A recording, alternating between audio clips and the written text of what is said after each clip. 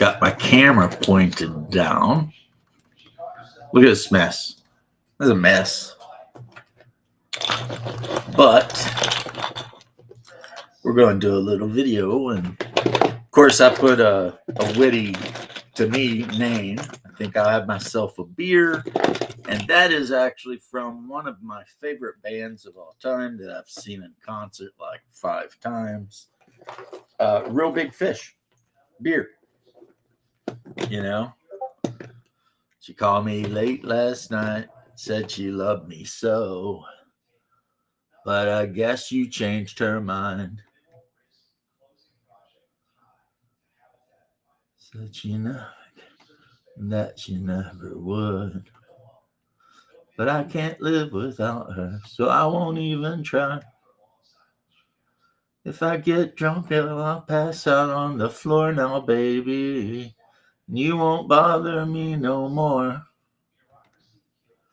And if you're drinking, well, you know that you're my friend, and I'll say, guess I'll have myself a beer.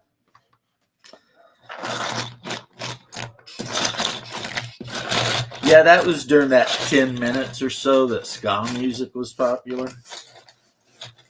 You know? And I think Real Big Fish was a huge reason for it. You know? Take on Me was such a great song by Real Big Fish. Like a lot of people absolutely just loved their version. You know, take on me. Dun dun dun dun, take me on. Dun dun dun dun, I'll be gone.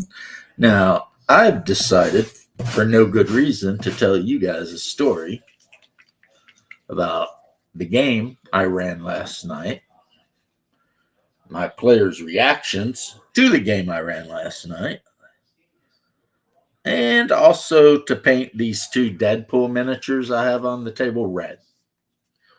Since they are predominantly red, I'm going to paint them red. Hey, what's up, Crafting Gamer? And then I'll worry about going back and painting in, all the other detail later. But for the first thing I'm doing is I'm taking my Vallejo Express colors. They call this plasma red, which I'm taking to mean blood red. So, that's close enough for me. Deadpool, he's blood red. So we're going to go ahead and throw some. And of course, since this is Express colors, while I'm not saying puddle it on because you'll end up with problems if you do that, you can put it on kind of thicker than you would think. And since I started using the Vallejo Express colors, it's like, do I think I could ever go back to like just using straight acrylics? No, I'll use straight acrylics for like a very few things, mainly detail work, stuff like that. But when it comes to putting down a base coat of color on a miniature, yeah, the contrast or express colors are the way to go. So let me put him in front of the. I mean, now when it dries, it won't be all glistening like that, but this is Deadpool in a not action pose. So, of course, I'll have to go back and paint his eyes in white and, do a couple other things on him, paint his bandoleros, as he calls them, and pistols and stuff. But, paint his sword silver with black handles. But, yeah, I mean, Deadpool, I don't think is really that hard of a character to paint. Now, this is Deadpool in an action pose. He's got 2 Uzis. He's kind of running. There's like a cloud of smoke where he's, running because it's supposed to be all cartoonish like. And he's, presumably gunning down bad guys with a pair of Uzis. Presumably, I mean, you know. Now, I got paid, as happens occasionally, and I hit up the guy who had these STLs, and I got STLs for all of the Watchmen and Lady Pool as well. They didn't have a good pull or a nice pull, or I would have got him too. Personally, I liked the nice pull. I was sad to see him go. But yes, I've got Dr. Manhattan, the comedian, Ozymandias, Silk Spectre, and of course, Night Owl and Rorschach. And I had told my players, like I told you guys, and you guys were not very helpful. I told you guys if you could pick any superpower from any superhero to play, in a superhero game, what would it be? And of course, as usual, for the people who watch my video, like two of you responded. So here we got him in the red. And of course, we're going to have black Uzis and then we'll do the rest, right? But this is Monday, and Monday is the night we usually talk about the game I ran Sunday night, which is almost always lately OSE Advanced. Well, boy, oh boy, do I got a surprise for you guys. Because the game I ran last night, you probably would never guess. And what's even crazier about it is everyone involved with the game I ran last night absolutely loved it. Like, said they wanted to play it again, more. Like that they just really got off on it, right? So without keeping you guys in further suspense, and the main reason I did this is because my brother-in-law was down, and the game I am getting ready to talk to you all about, you don't have to make a character before you play the game. That's kind of a weird concept, right? But in this particular game, you can make a character as you're playing the game, right? So like you're playing the game and then you realize you want your character to be really good at, say, fighting. So if you haven't already assigned your highest stat to your combat skill, you can. And now your character's really good at fighting. But of course, you only get so many really good attributes, and the rest of them are not great, to be honest. But you can always advance and raise skills. So this is Doctor Strange, and I have just painted his cloak. In my memory, Doctor Strange has a red cloak, and if I'm wrong, well, this Doctor Strange has a red cloak. That's just how it is, right? And over here, I've got the Scarlet Witch. So I'm going to go ahead and paint her red. And if I have to go back and change some things, I will. But I seem to remember, red hair and red everything was like her thing. So, yeah, we'll do that. Right. But for the three of you watching, and hey, I appreciate it. Tell your friends, get your grandma on here, whatever. The game I ended up running last night was Modiphius 2x20 Dune. Now, you guys know that I have been like freaking about Dune for, weeks already anyway, right? So last night, since we had a guest in the house and we had ended our OSC game at a really good like breaking point. Everybody was hanging out in their house, and because the players have a house in Greyhawk, and they were all there doing, basically house things. Like my wife's character was hiring, a headmistress and servants, etc. So it was kind of a good time to let that game go for a night. I'm not saying forever, for a night, right? So I just handed everybody character sheets, blank character sheets, and I said, "Here's the deal. This is the scenario. This is what's happening. You pick your role. You fill out your stats how you want. You pick your skills, your talents, your what's it called under your duty and all that. And we're going to play the game." So originally, the only character that had chosen to be a noble was the wife.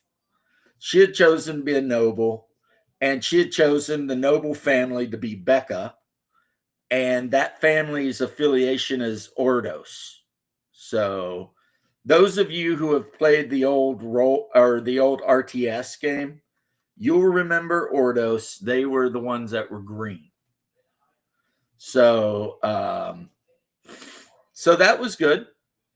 Now, we had a lot of people who originally wanted to play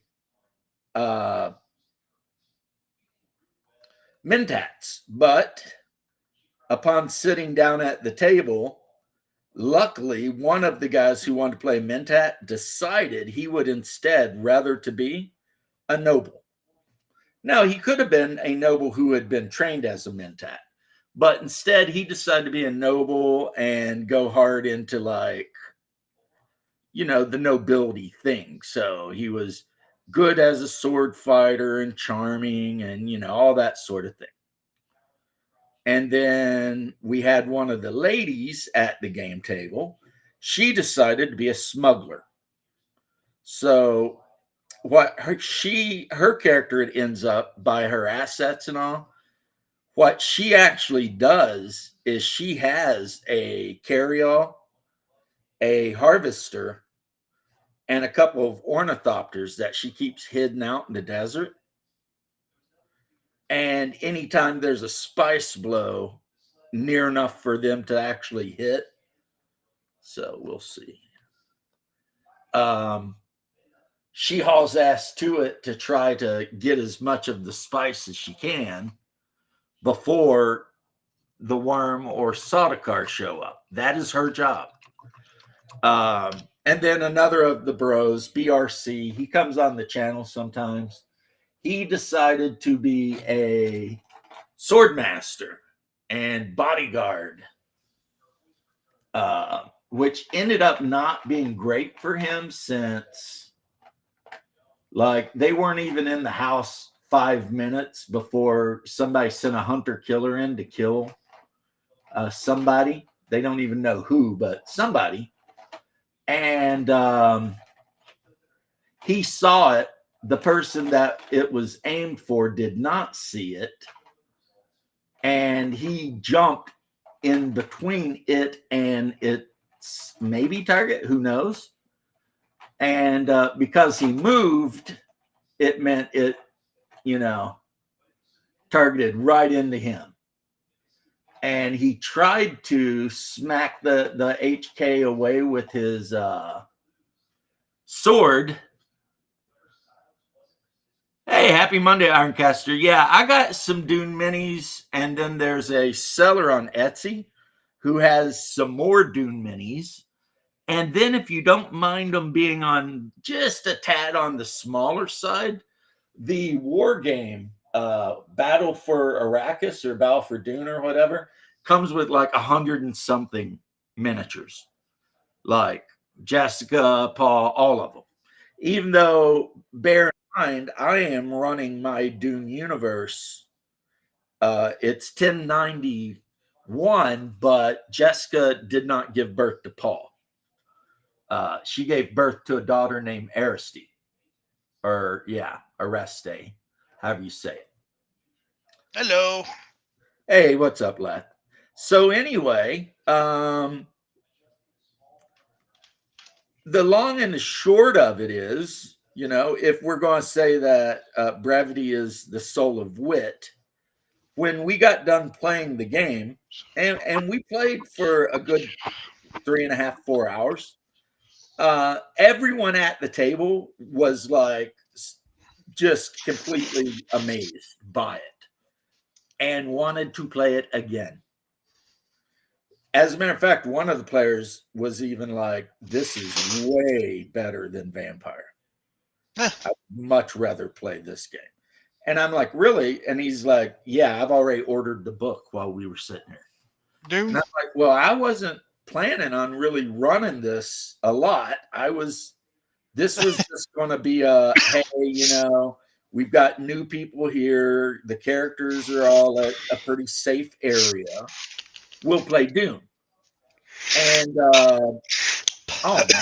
it turned into a whole thing. Like the Mentats, of course, one of them is just a full-blown assassin.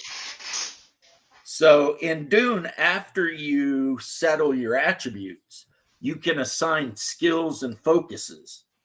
And how they work is you roll the 2d20 versus your target number, but if you've got an applicable focus to that target or to that challenge, every success counts as 2 successes. I do not have House Ordos from Westworld RTS. Oh my God, I wish I did. But what I've been doing is using some of the armored figures from World of Sand or whatever, because they don't want to call it what it is, and just painting them up that green color that Ordos wore.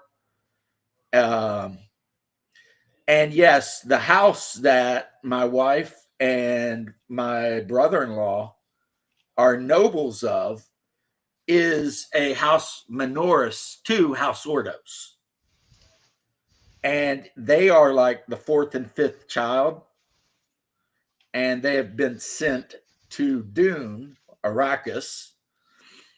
And there are so many like goals they have. Like for one thing, and I've said this before, this guy had to be painted all red because it's the Flash.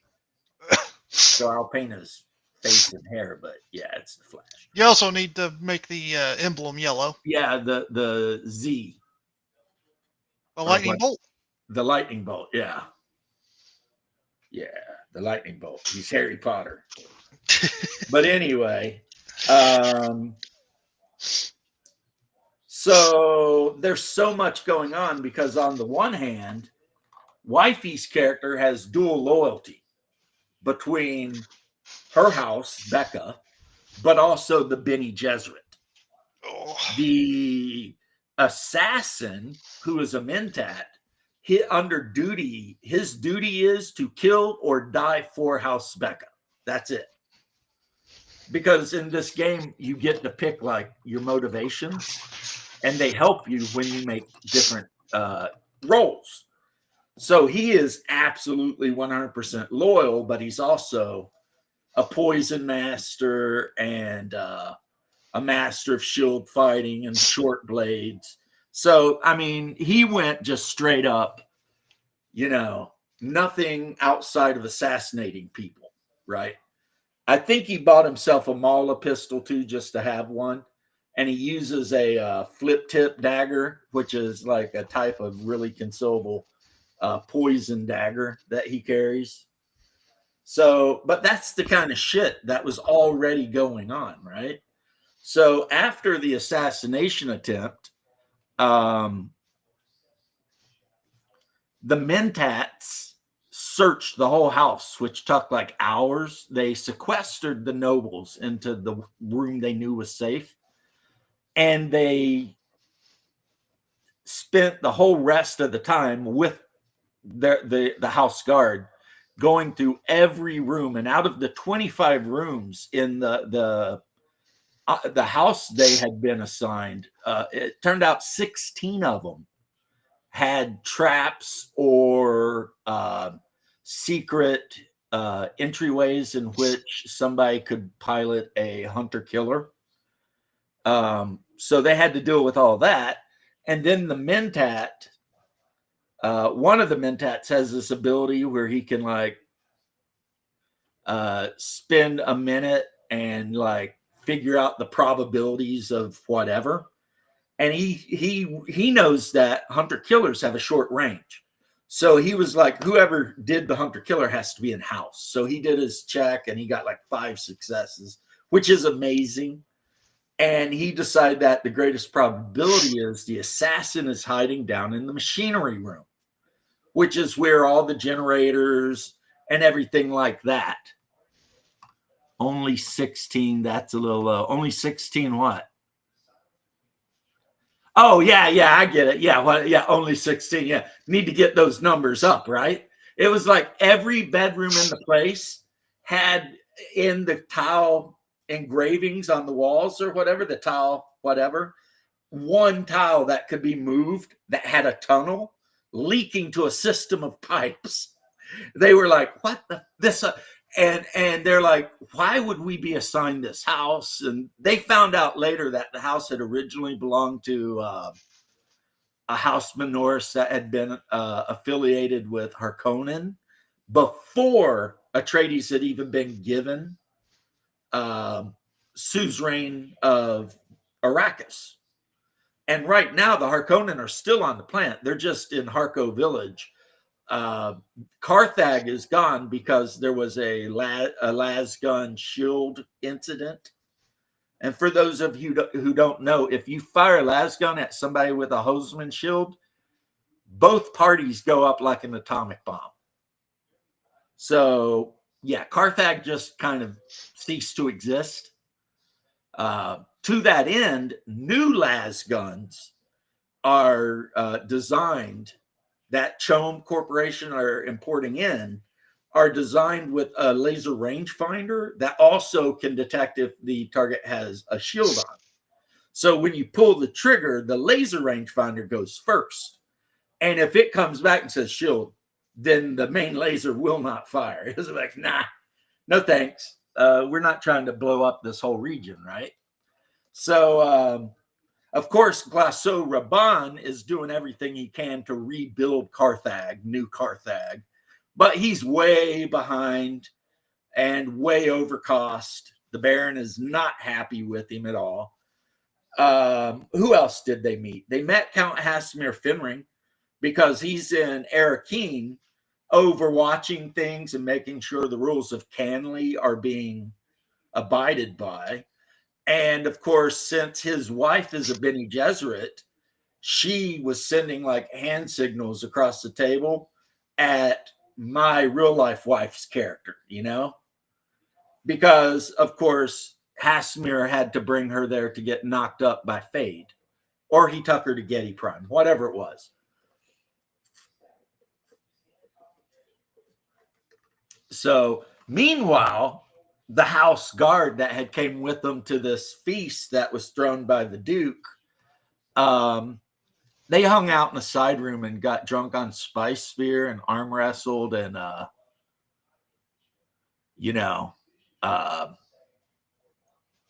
did what sword masters and mentats do when they're not actively doing things. So yeah, can't wait to have a beer. I've got a fridge full of them, Mobius. But that's a quote from Real Big Fish. Beer is the song. And there was a minute I went through where I was super into Real Big Fish and ska music in general. So much so that I think I saw them 6 or 7 times in concert. But so they met some named people at the party. The male heir, well, he's not the heir. He's like the 5th child. Did get seated next to Duncan, Idaho, though. And they hit it off. But he also got seated near Hasimir Finring. They did not hit it off because as soon as the dude looked at Finring, he was like, he felt like he wanted to throw up. He was so terrified, and I even told him he looks like a little greasy rat, a bald, greasy rat. But there's something in his eyes that makes you think this guy is death. So, they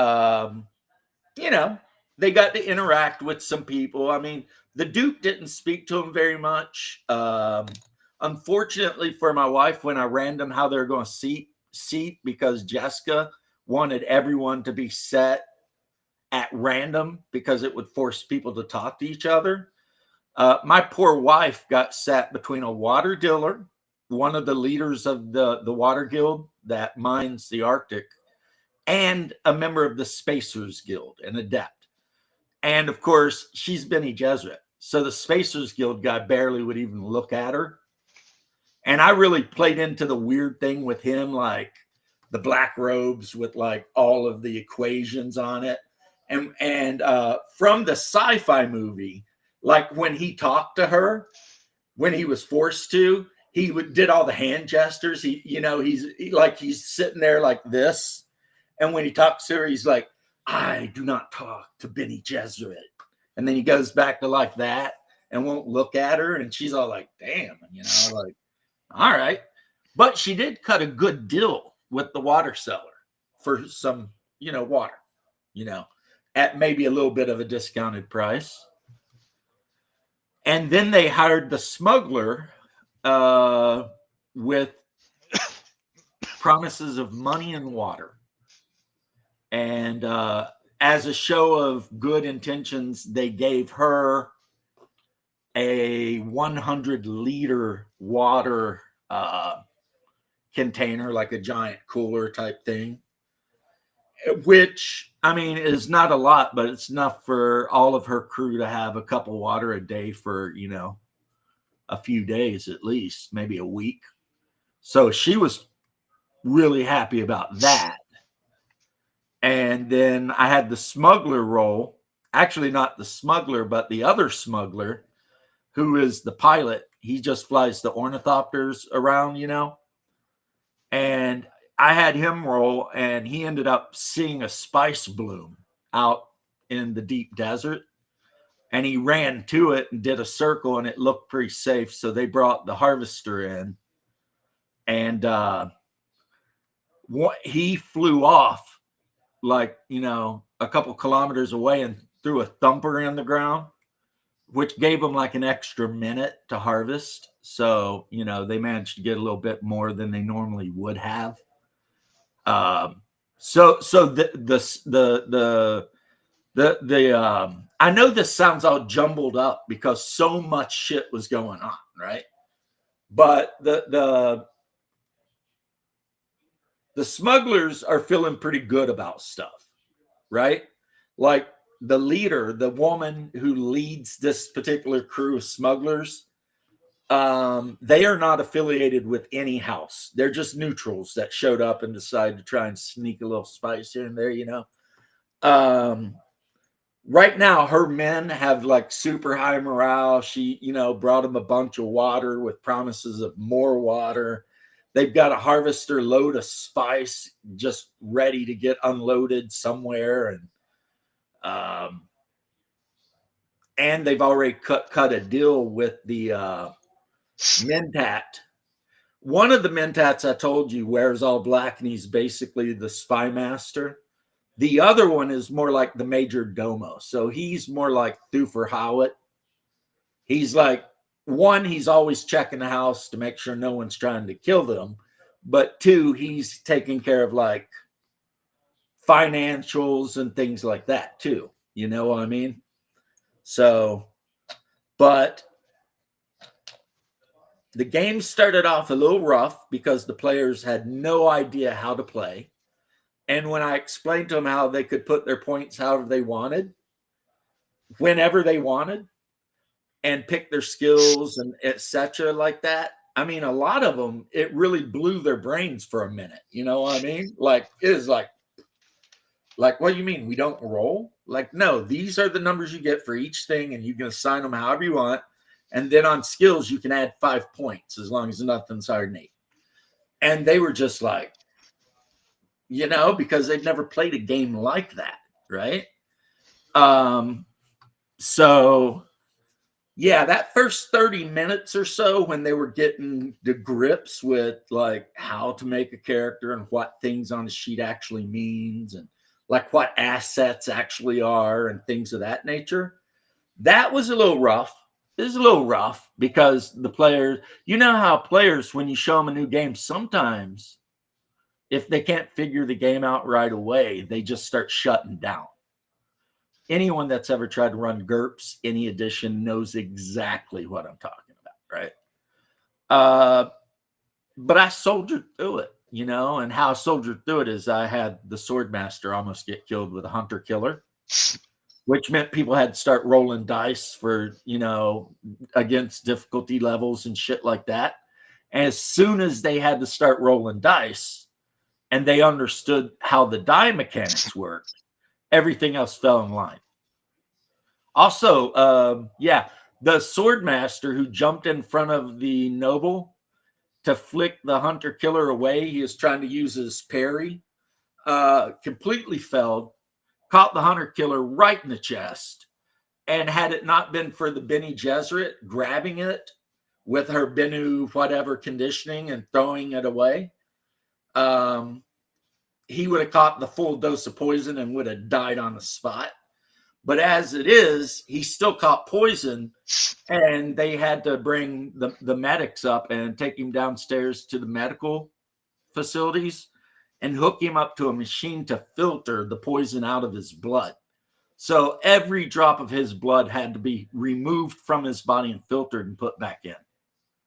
Took a couple days, but he lived. Had she not made her save, his options would have been make a new character or maybe House Becca will buy Gola. And for those of you who don't know, like Leth, a Gola is a clone. Yeah, as long as like the Tleilaxu can get the DNA of some human, they can clone them. And the human will have memories. So it costs a shit ton of money, and most people do not want to get caught up in the business with the Tleilaxu. But, you could have somebody cloned literally hundreds upon hundreds of times. If you have the money for it. If you got the money for it, say you're the God Emperor of Dune, Leto II, you could have Duncan Idaho cloned literally hundreds upon hundreds of times. And kill him almost every single time, too. But that's a whole different situation. That's like a story for another time. Does anybody really want to be the Kenny of the Dune universe? Yeah, well, that's what he is. He is the Kenny of the Dune universe. Because it's like he gets raised, he lives for a period of time, falls in love, does some shit, plots to assassinate the God Emperor, gets killed horribly, then gets reincarnated again, and they just keep doing that for like 3,000 years until the God Emperor's ready to die. That was the big thing. He was walking the golden path, which meant he had to do some incredibly horrible things to ensure that humanity would not go extinct. And part of it was he kept having Duncan Idaho brought back, because he relied on Duncan Idaho as his moral compass, because Duncan Idaho was such a good guy.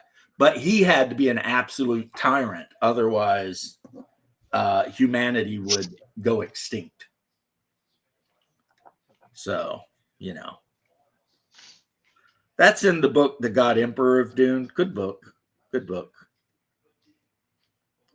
So, yeah. I'm looking forward to my first Dragon Slayer game. Well, I mean, Bubba runs it, Yep. and he runs it old school. So, Although I thought about the a character I should have made. oh yeah, Yep, dwarf barbarian named the Boulder. uh, What? You don't nothing. like it? Just said I always have like this weird thing when people say like elf or dwarf barbarian because it's like, would Whoever that does ever an elf really be a barbarian. thing? I mean, Yes, I dwarf mean, barbarian's a thing. I've seen plenty of it. yeah. Well, you see it because it's allowed in fifth edition, but you never would have really seen a dwarf barbarian in old school D&D. It just was not a thing, or an elf barbarian for that matter. I mean, Yeah, that because one's weird to me on that one. well, the reasoning was because the old school D&D was a lot of it had to do with Greyhawk, and dwarves and elves just simply were civilized. They were not barbaric people. They did not live in those kind of cultures, you know. Okay, fair. So you just were not going to ever see. Now, Forgotten Realms kind of added the dwarf barbarian, but it was the battle rager. That was kind of their answer to, hey, I want to be a dwarf, but I also want to be a barbarian. They're like, battle rager. You know, also, I don't know if they should have called it a barbarian. Maybe they should have just made it a style for fighters. Yeah, it That way it'd be probably better. should have been like I don't know, like a feat or something, you know? Again, Like I think you could have made it kind of like a fighting style instead of its own class. like a culture or something, you know? Well, that's what it is in RuneQuest. In RuneQuest, it is a culture. Although it's not like a fighting culture, it's just you were a barbarian, civilized, or something else. Right, right. That's how you It's determine like skills nomad. and stuff. Yeah. Yeah, I remember. Now, when I say barbarian, I'm thinking of the class, not the culture. In In which, RuneQuest, it's a culture. yeah, If you're a barbarian, it's because you grew up amongst the Celts or whatever they count as their barbarians. yep. I didn't get lucky to. Well, And if you're civilized, you grew up amongst the Greeks. yeah. For my character, I didn't get civilized or barbarian. I got nomad. Yeah, nomad could be Avars, um, any of the plains dwellers. Uh, you know, so yeah, I Yeah. don't think I like this green. I don't think this green is necessarily the green. I mean, it's not going to ruin anything, but I think I want a different green. I'm painting the female Green Lantern. Okay. And the green I picked for, I'm just really not sure that it's green enough, you Now, know? are you gonna color her like a human, or are you gonna try to go for her original color? I'm going to paint her green like Her, oh, this. her skin entirely green. Okay. I'm going to paint her all green like she's in the middle of doing something. So she's covered by her green Aura. Okay. force power or whatever. That's fair. But I don't like that green. I feel like it's not green enough. Yeah, you might want to So I'm try. going to let that dry a little bit and maybe try a forest green Yeah, maybe. instead of that. Yeah, because I'm not a fan of that at all. Because I remember her race having more of a reddish skin. Well, speaking of, I did get a certain female character that has orange skin and like big orange hair. Starfire? Yeah. Ah, okay. And I also got Raven. Okay, with Starfire, is it the Teen Titans version or the comic book version? It's the grown up version. Okay. So So she's like it looks like she's flying, and she's got like energy in her hands, like she's getting ready to throw it. yeah. And the Raven one's the adult one too, and she's kind of floating, and I honestly, I looked through the guy's whole catalog, and I could not find Robin or like the rest of the Teen Titans. I couldn't find Oh, that's Cyborg, sad. I liked Cyborg. He was my favorite. but all the rest of them were there. So it was like, It's like I mean, it just reminds me of that one episode where it was kind of dealing with racism, and Cyborg's like talking to Starfire about that, and she's like, "Do you know what it feels like to feel ostracized?" And it's like, "Yeah, I do. 'Cause I'm half robot." yeah, right. Yeah, He's like, which is true. He is half robot. yeah, I Yeah. know. But I tell you what, my daughter absolutely hated Teen Titans Go. Yeah, it's not good. She considered that to be like an affront to humanity. I definitely didn't like it, but I never watched it. So Oh, she watched it because I watched it, but I only watched it because it came on TV and I was lazy to get up and change the channel or something.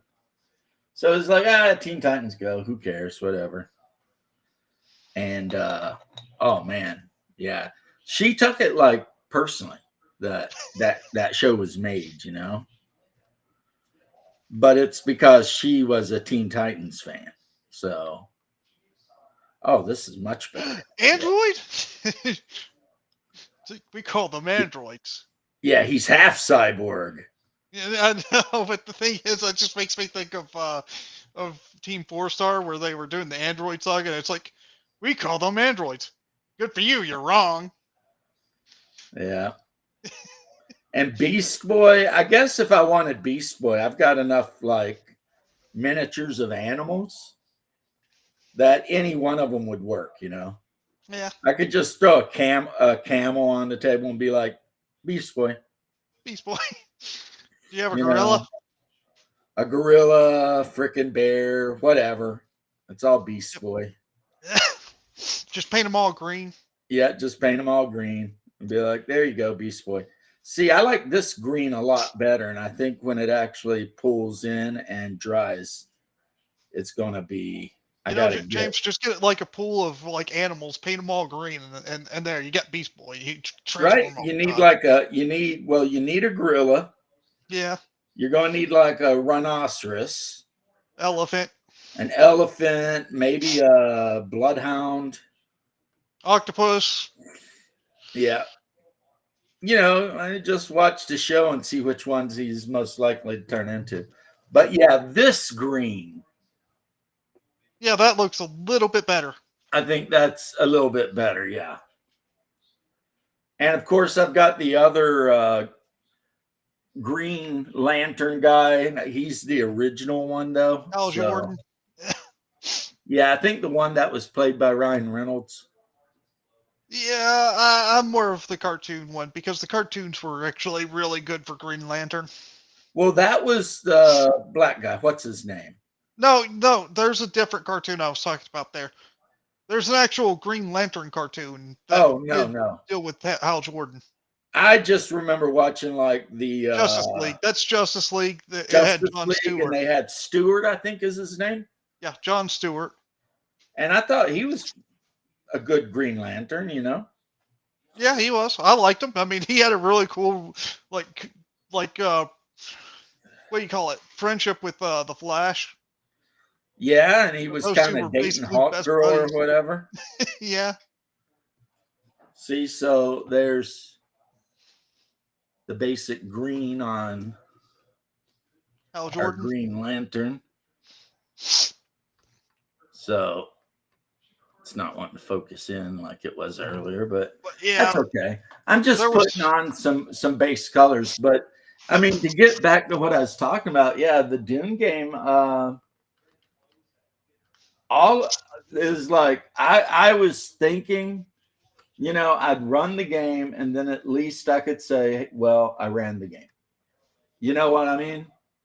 Because now, literally the other day I took the shrink wrap off of it. and now Hey, your what's up, players are Nerdy hooked Ogre? on it. And I've had that game since they did the Kickstarter. Oh, look, a nerdy goblin. A nerdy ogre goblin thingy troll. But so yeah, I've had that game for years and it was still in a shrink wrap. And so I busted it out. Also, I didn't tell anyone what we were doing, which could have went bad. Everybody's like, "Are we gaming?" And I'm like, "Yeah, see you at freaking 7, you know." Yeah, that's about the time I'm going to be playing. And so they showed up and they sat 7 down my at the time. table, and no one really noticed that there were no books on the table or anything. And then I handed out the character sheets and explained to them how characters were made. And then that's when the game started.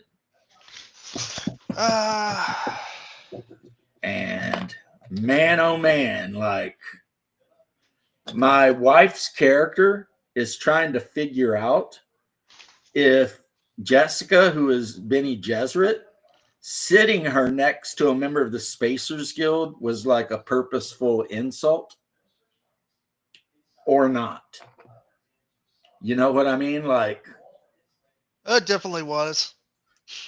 well, I didn't say. It could be, maybe not.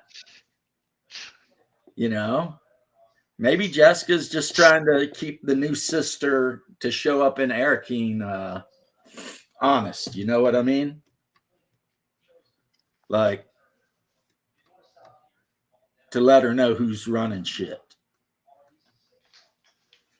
Of course, if House Arrakis finds out that House Becca is working with smugglers to steal spice and ship it off world, that will probably cause some issues. And if the Sardaukar catch the smugglers or the Harkonnen forces do, they'll just try and blow them up. I mean, there won't even be any like negotiation there. It'll just be like, we're going to take all your spice and we're going to destroy your carryall and your harvester and probably all your crew too. So, you know, you're all just dead.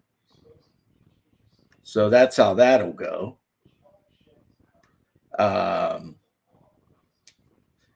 So yeah, basically it's a deadly game. Oh, my wife's home with the puppy who had to go get a shots. Hey, wifey. Hello. How was he? He was good. Awesome. Annual pup exam. Awesome. Well, good, Wayne. So Yeah, I was like, then go take a nap. We can restart the movie if you want to catch the end of it. yeah, we watched basketball earlier today. But then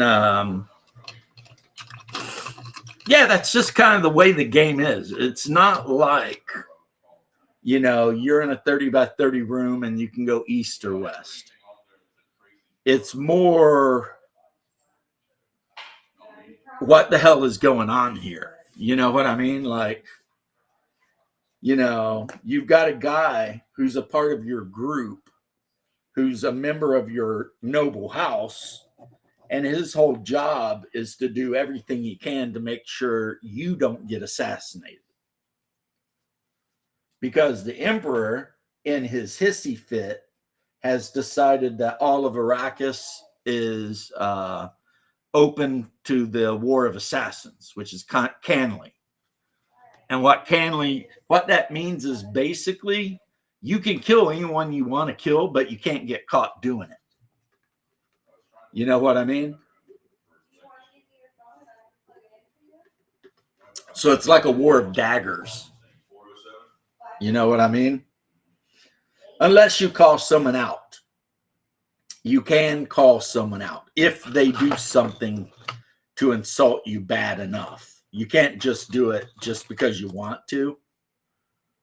But if they do something to insult you bad enough, you can invoke a duel. And as long as all the orders of Canley have been met, then it's on. You know what I mean? And the duels are to the death. So, yeah. Dune is not part of the 40K universe. 40K just stole everything from Dune. See, here's what happened, too. There's this writer named R.R. Martin, and he wanted to make this really cool, really kind of complex political book. So he did his best, but he completely effing failed because that book already existed and it was called Dune. And everything R.R. Martin did in his stupid little book, which is just the War of the Roses with dragons, none of it is as good as the shit that was going on in the Dune novels. So I would consider him a incredibly famous, incredibly wealthy failure, because whatever it was he was trying to achieve, he failed. Whereas Frank Herbert succeeded, you know? And the book Dune is about so much stuff. It's about like how religion can be used as an opiate of the masses. You know, it's there's a lot of stuff going on in that book. And yeah, R. Martin's book is garbage compared to it. Literally everything he wanted to do, he did wrong. So, and he'll probably die of diabetes or something before he finishes it. So, you know, there's that too. But yeah, it's like in Dune, you're dealing with the universe that is pretty much hard sci-fi, but it's built on a strange political system. Because on the one hand, you have the Spacers Guild, and they control absolutely space travel. Yeah, Game of Thrones is like a poor man's version of Dune. So, like, even the mountain is just Glasso Raban, but stupider. You know what I mean? It's all just so lame. But if you piss the Spacers Guild off, you will not be able to travel anywhere in space.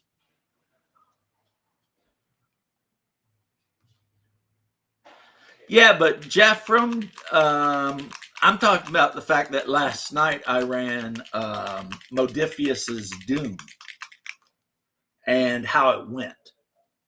And yes, Battletech, I love it. You know, I love it. I love myself some Battletech, but I also love Doom. And we finally, after having owned the books for years, I finally busted the shrink wrap off of it, and we played a game.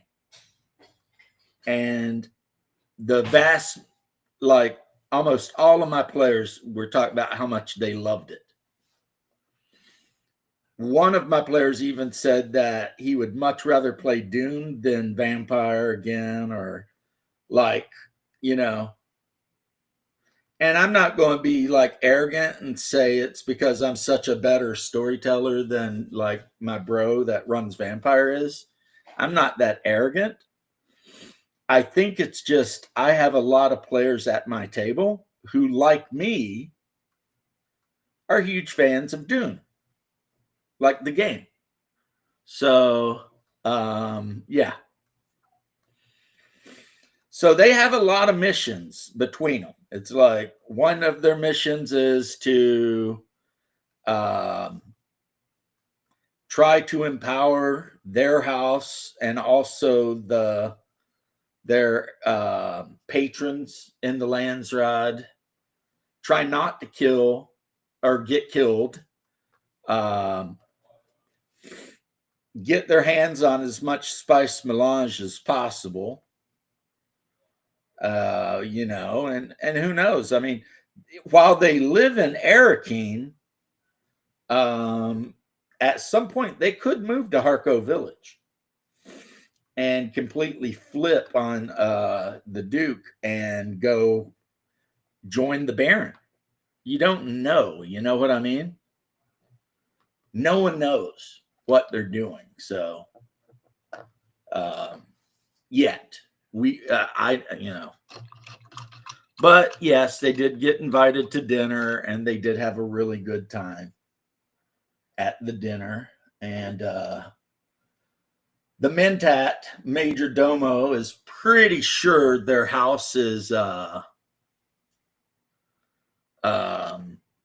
he's pretty sure the house is free of hidden snipers. Well, that was a thing too. They also found an actual assassin hiding in the ductwork in the machinery room. And, they tricked him out. He jumped out and throat punched the one Mentat. And when he went to run, the other one was hiding in the shadow and stabbed him in the neck and killed him with a poisoned blade.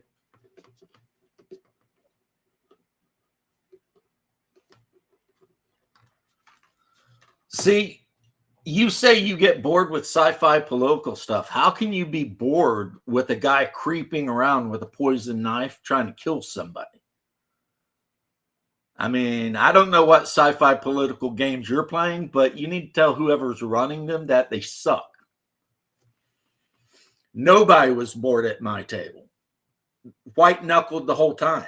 I mean, the second they realized that the house they'd been given to live in was freaking completely effed up. Then Hungar's character had to spend hours just getting house generators to work so that they could have power in the house, because of course the family that had been there before had sabotaged that shit. And when he finally got the power working, then they finally could get the house shields up. But more importantly, once the power was working, it meant that they could replace the filters and get the wind traps working, because otherwise they're not producing water, which means they're going to have to buy it. And water goes for about 100 solari a cup. And right now, Hungar, who I should actually say Captain Morris, because that's his character, Captain. I mean, he's got 100 soldiers he's got to make sure get at least 3 cups of water a day. Otherwise, and it's not like they have still suits. They don't. The only person that has a still suit is the Major Domo Mentat, because he chose as part of his personal gear a still suit. And no, it's not a Fremen still suit, because all the Fremen are dead. So it's just a still suit, a Doomman still suit. But he chose to have one. I don't know why.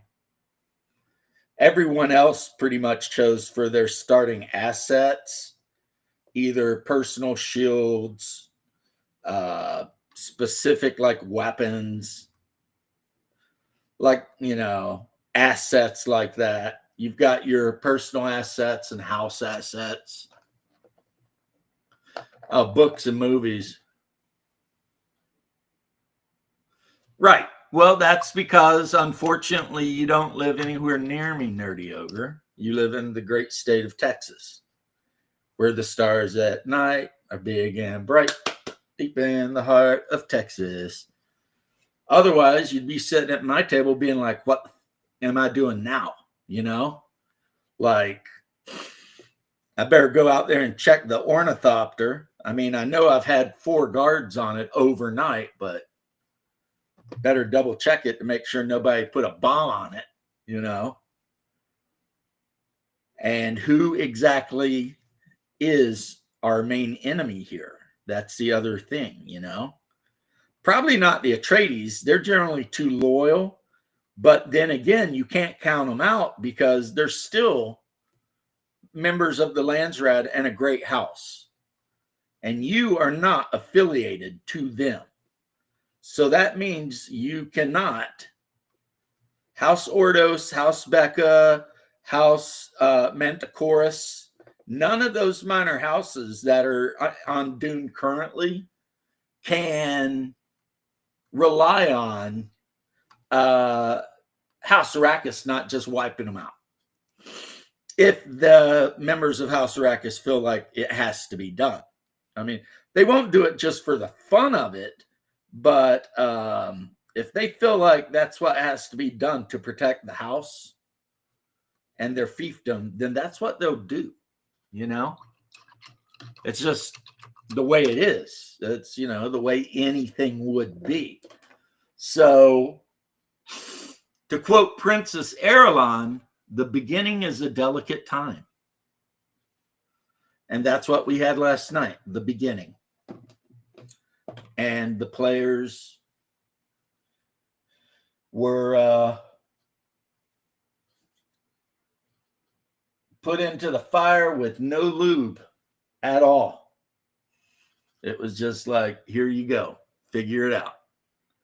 Now, luckily, two of the people sitting at my table are Dune fanatics like I am. At least two, maybe three. So, you know, the only thing that threw them off a little bit is when I told them that we were using the alternate universe where Paul was never born. But outside of that, I mean, like one of the players actually like went on his phone and found the scene where Thufir's talking on the radio and he's using the Mentat speak and played it to the other Mentat player who didn't know anything about, so that the other Mentat player would know like what it sounded like, you know, when he's like 9 to the 4th to the 8th to the this, and the other player was like, really, we can do that? And he's like, yes. And so everybody was just, you know, yeah, Hungar is, Jeff is, Tony is, I think that's about it, but that's half. Half of the players at the table are fanatics. What's up, baby? What can I do for you? So the vet told me he is full of poo. He is full of poo, so... I put him in the poop extractor. Did they? Is there a poop extractor? They had to do a sample to make sure he didn't have parasites or intestinal stuff. And he, I hope, doesn't. No, he is 100% clean bill of health. He now weighs 18 pounds. Is it all poo? No, well, some of it may be poo. Is it like one of those commercials where at any time you could have 30 pounds of poo in your guts? But he might need, Should we start mixing him in a little Metamucil or something? What's going on here? I told him. he probably needs, he might need daddy out, is what I'm saying. Yeah, well, that'll be a thing. That'll be a thing. Should I? You can let him out right now if you want. I mean, he poops for you too.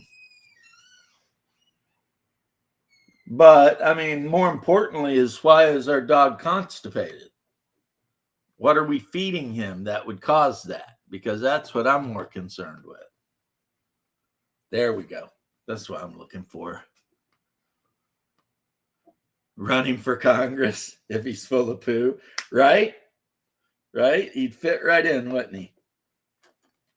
Like, hi, I'm full of poo. Vote for me. I'm going to promise you everything in the world. I'm going to give you nothing. I told her she needed to put him in that extractor that they use on Willy Wonka and the Chocolate Factory for the blueberry girl. Oh, for the blueberry girl, yeah. Well, usually what I do is I'll get him outside and I will roughhouse with him and get him running. And a lot of times after I get him running around the yard a bit, he will end up, you know, doing his business because, you know, it's hard not to poo if you kind of got to poo and then, you know, somebody just made you run for like 10 minutes. You know what I mean? Because I can get him outside and I'll flip him on his back and just start harassing him. And he goes nuts. He gets the zoomies and he'll start running circles and shit. Anyway, one of my favorite superhero characters that I never heard of until I watched the show on whatever channel it was. She's, as with all things in the city of St. Cloud, she's literally 10 minutes away. Yeah, but St. Cloud is, you know, Damn it, the washes. You know what I mean about being built like Come on, this? focus up. Yeah. Come on, get in there. I mean, the reality of St. Cloud is almost everything is 10 minutes away. Why is this not wanting to focus? That pisses me off so bad. Everything is in St. Cloud, like we don't have everything. But we do have the cool stuff and everything is super You convenient. have a lot of stuff. This is really starting to piss me off to no end. To quote Lopan. Anyway, it's Luke Cage, guys. But we love, I mean, Oh, there he is. Look at that. Yeah. Look at that. There he is, focused in a little bit better. Luke Cage. I mean, I need to paint his base concrete gray, but yeah, Luke Cage, man. Who doesn't love Luke Cage? And it's not the lame one with the purple freaking collared shirt and the weird gold thing around his head. It's the one from like the TV series, which was cool. That was a cool Luke Cage. I can't imagine the look on his face when he did it. Whoa. oh, I made myself laugh. Now, this guy's a villain, but I had to get him anyway, and he'll be really easy to paint since I think he only wears black. But that's Deadshot or whatever. Yeah, Bullseye. Deadshot. That's the one that never misses, Yeah, Deadshot. Oh boy. Yeah. but not the one they copied. Catch you later, nerdy. But not the one they copied to make Deadpool.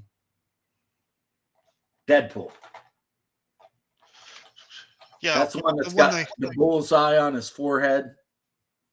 The one they copied for Deadpool was actually Deathstroke, the Terminator, or Slade Wilson. Yeah, see, I've got Deathstroke too. Yeah. Now this guy, Although I'm he going was, to- he's only called I have to look Deathstroke at the anymore. Marvel comics before I paint him, but that is Gambit. Gambit. Yeah, and he's got like the energy thing with the cards coming off of it, and he's got his staff. Gambit, the only guy who ever beat Wolverine's ass in the Danger Room. Yeah, come on, man. And how do I know that? Because I watched the cartoons when I was a kid. Mon ami. Yeah, that's the only way, because I never read any of the comic books, but I did watch the cartoons. And then this guy has nothing to do with, well, he's a DC character, actually, I think. Or is he a Marvel character? Let me see. Oh boy. Snake Oh, Eyes? that's- Yeah, Snake Eyes. Who does G.I. Joe comics? I don't know.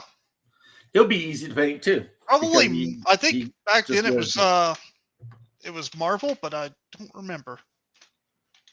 He'll be easy to paint though, because he just wears black. And if I ever get his buddy, the Out guy, will be easy to paint too, since he just wears white. Got to take off. Yeah, first series was produced by Marvel Comics. Marvel Comics. There you go. So he's a Marvel superhero, technically. Though now I think it's going off by IDW. Yeah, but you know, I would still let somebody in a superhero game be like, I want to play a super ninja. Yeah. All right. You know, I mean, it's not even overpowered, you know? Nope. It's like, so basically you're saying you want to play a character that has really good attributes and he's really good with weapons, but he's not superhuman. He's just, you know, really good. I mean, that's nothing, man. That's not like somebody sitting down at your table and being like, I want to play Dr. Manhattan. At which point you're like, no, you are not going to be playing Dr. Manhattan. Sorry. Why? Well, because I don't need a character in my game that can just think everything out of existence or into existence or whatever the hell he's up to at any given time, you know? Like having a character in your game that can just randomly create living things and walk on the moon and walk on the sun and cause people to explode just by thinking about it or looking at them. Yeah, Can I that's not a play- character you want in a game. Can I play a character that can read anything? Can read anything? That's called a high-level thief. And a high-level superpower thief Is that no basically- matter what it is, I can read it. Yeah, that's pretty much a high-level thief, I'm pretty sure. They get read languages. It was also Yeah, a Jeff character says it was originally Marvel, so we figured that bit out. Yep. Now, this is a random superhero someone just made, and I painted her bronze colored at first, but I'm sure I'm going to paint her some different colors. But it's just a lady wearing a superhero suit with a shield, but the shield doesn't have a device on it, I don't think. Yep, it just looks like a shield. So What is she supposed to be? Wonder Woman? it's not supposed to be anything. There's a guy online that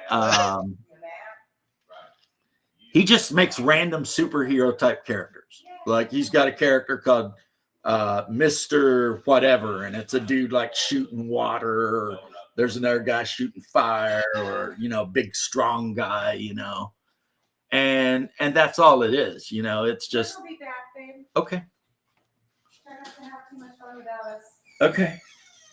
So, I mean, it's super whatever, It's just if you're playing a game like, say, Heroic, What? and you needed a character, like a miniature for some reason, this guy makes STLs of just all kinds of just superheroes. But they're not Who's this? based on, like, any actual, DC or Marvel superhero. They're just dudes in spandex with capes and shit, Who's this you're talking about? It's a guy on My Mini Factory that makes STLs. Oh, nice. Good for him. Yeah. I And he admire just that. makes random superheroes. Good. I get a feeling, because I've talked to him, I get a feeling he used to play City of Heroes a lot. Okay. Because Yeah. when I look at his STLs, there's like the human looking dude shooting fire, and then there's like the big rhinoceros looking dude doing a thing. So he's got kind of those body types, Mm-hmm. But now this one is pretty easy to paint, except for the details. And that, of course, is Black Widow, Oh, nice. Miss Romanov. Miss Romanov. So she'll dry. So yeah, I'm just base coat. The only one I'd call done, except for the base, honestly, one of my favorite superheroes is this guy, Luke Cage. Luke Cage. There you go. What's his superpower? He's just really strong, right? Really strong and indestructible, basically. Hmm. And then I've got also my has no fear Deadpool. of Doctor Doom and says, "Where's my money, honey?" I've got my Deadpools. I've got my Scarlet Witch. Oh yeah. I've got my Doctor Strange, Gambit, Power Girl. I had to have her though. She's my favorite superhero of all time, Power Girl. Oh yeah. Well, especially because of the boob window. Yes. Like as a young guy, I really love that. I mean, who wouldn't love Power Girl? She's a hot as hell blonde with big tits. I mean, that's really her superpower. Hey, did you know that Malcolm Jamal Warner died yesterday? Hey, did you know? I don't even know who that is. Theo from the Cosby Show, the son. Really? Yeah. Huh. You know, when you 54 get to be years old. 55, though, hearing that somebody died does not, No, it's part of your life now, you know? it's not even a shock anymore. It's like, oh, okay, another one bites the dust, you know? Did you ever see the movie Network? No, I don't believe I have. There's a scene in it where the effectively protagonist runs into the girl that he had an affair with, and they're talking. She says, and he's like, he's in his 50s or early 60s, and she says, how are things? He goes, I go to a lot more funerals than I do weddings these days. Yeah. And then, of course, here's a superhero I think everyone would love. I'll show him off. We'll see if you guys can guess who he is. Oh, that's Castile. Yeah. Like, who wouldn't want to play Castiel? Right? I might need to do something with his face. It looks a little not detailed enough. But, and he's got his angel/demon killing sword. And his stupid white business suit and blue tie, cornflower blue. Which is funny because in Fight Club, Jack was always bitching about his boss's cornflower blue tie. Yeah. Accidentally drowned on vacation with his family. Yeah, in Costa Rica. Oh, we need to find out where Jose's been. Like, Jose, you been at the beach lately? I mean, taking out contracts. Taking out contracts on former 80s TV stars there, Jose? There's some shit going on. I'm just saying. I know you got to put yourself through school somehow. So, anyway. Yeah. We'd have to be like, that's a joke. Don't worry, Jose. Nobody thinks you're trying to take out former Cosby kids. Yeah, like the Cosbys have to pay. Like, son of a bitch must pay. Yeah. Nice quote. Freaking now my brain goes blank. Jack Burton. I was just quoting Lopan too. Yeah. Jack Burton, man. Come on. Because I was getting angry about something. I was like, this is really beginning to piss me off. Now this really pisses me off to no end. Yeah, that's what he said. Really pisses me off to no end. I'll have you hauled away and taken to the hell where people are hung upside down and skinned alive. It's that simple. Chinese have a lot of hells, Jack. Yeah, the Chinese guy's so blasé about it. He's just like, we got a lot of hells. I was like, what? Okay. They do, though. That is true. In Chinese mythology, they've got like the celestial heaven where the dragons live and the emperor and shit. And then they've got literally hundreds of hells. And the Monkey King and all kinds of weird shit. It gets crazy. Oh, it does. But I mean, no crazier than any European mythology. Someone gets born from the milk of a turtle or some crazy shit, and then they marry their sister, and they have born from the thigh of Zeus. Right, and then a brother marries a sister, and they have 20 kids who all become gods of something and start running around just effing shit up. I need a Nightcrawler. That is true. I need a Nightcrawler. We do need our token German. Zum Teufel. And Christian. Is he Christian? Oh, Yeah, yes. yeah. Nightcrawler's profoundly devout. Like I said, the one thing I know about any of these superheroes is from some movies I've watched and the old 80s cartoon of X-Men, the one that had the dun-dun-dun-dun-dun-dun. Yeah, I think that's where I remember him being Christian was in the old cartoon. Well, he was also Well, in the comics. There's no reason why it couldn't be. I haven't received it yet, but I Pretty sure have the ordered. X-Men actually found him in like a church or something, like as an orphan, sort of. I have. Well, he was working in a zoo or a carnival for a while. He was a carnival monkey for a minute. I do have Rogue on the way too. Because I mean, I had to have my, you know, sweet Southerner from Georgia flying around, you know, whipping everybody's ass. So, What about Nightcrawler's mother? Are you going to get her? Oh God, one of the worst storylines in the if they history of make an comics. STL, I might. It's Mystique. Mystique is Nightcrawler's mom. Yeah, Yeah. that was like bad. How is late. that possible? Exactly. The problem is that originally Claremont never ever said that. In fact, there was sort of a weird, like there was a connection between them, but no one understood it. And then years later, a lesser writer, to be sure, came in and decided, no, Mystique's Nightcrawler's mother. It's like, oh, fuck yourselves. I hate that. That's like modern Star Trek. It's just lazy, shitty writing, you know? Yeah. It's like Star Wars. It where really it's didn't a make any universe sense to far, me. far away, but everyone's related. Everyone. And what it does is one of the reasons I hate it as a writing trope is because it creates what I call, or what is called, small universe syndrome, where basically nothing matters because it's all focused around one group of people forever. And that's really lame, you know? It's like, fuck, make your universes more expansive and really dive into it a little bit, you know? Right. Everybody don't gotta be related. Yeah, well, shitty writers, dude. But that's millennial writers too. They're pretty bad, like, to be honest. Millennial writers aren't the best. You know, most writers aren't the best. There's a few Yeah. out there, but As a writer, yeah, we suck. there's a few out there that really, you know, do the page turners. But so last night, without telling anybody what I was going to do, I ran Dune. How'd it go? At the end of the 4-hour session, the players were totally in love with it, said they wanted to keep playing it.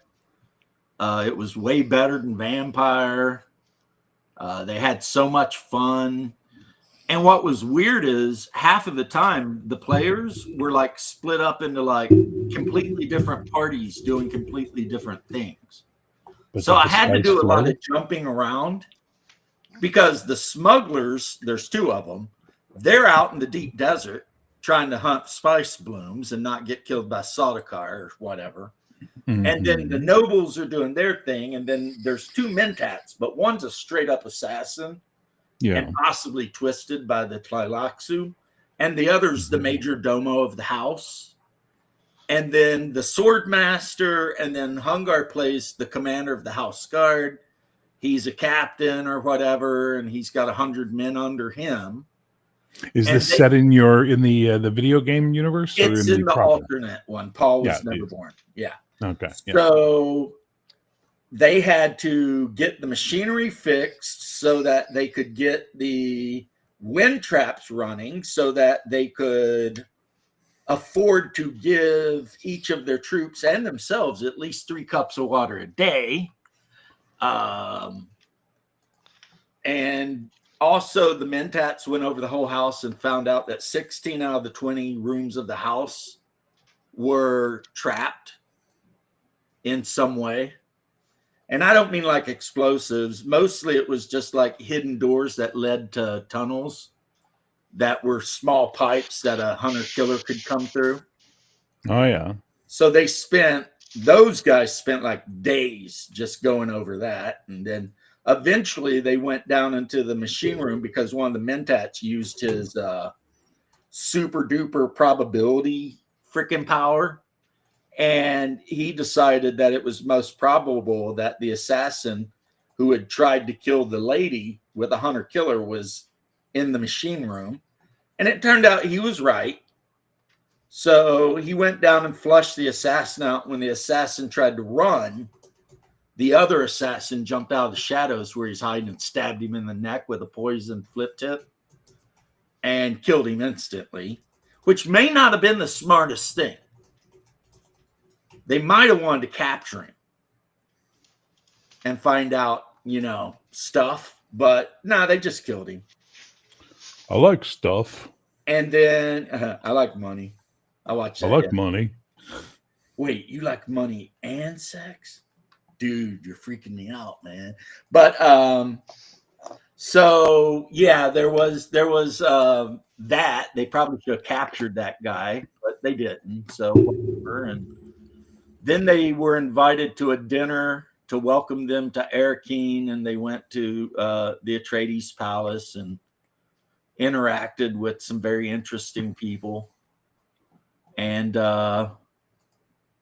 by the end of the game, everyone had their character done and knew what their purpose was. And because the Dune game gives you the option to make a character or make a character while you're playing. So as you make a choice about your character, you just fill in the number or write down the thing. And then by the time you're done with game one, you've got a character. You know what I mean? And it works like all the other Modiphius games, kind of, in that you add two numbers together, you roll 2 die 20. If you roll under that number, that's a success, except you get to pick 3 starting skills and 3 tenets. And if the number has a skill and the skill's applicable to whatever you're trying to do, every success counts as 2. So if you're in the middle of a fight and under battle, you've got dagger and you're using a dagger, then any success you get is 2 successes because you're really good at using daggers, you know? So that's how they did skills, basically. Instead of having a list on the character sheet that has all your skills, you just write them down in the blank next to the attribute. So it's actually about the right level of crunchy for me.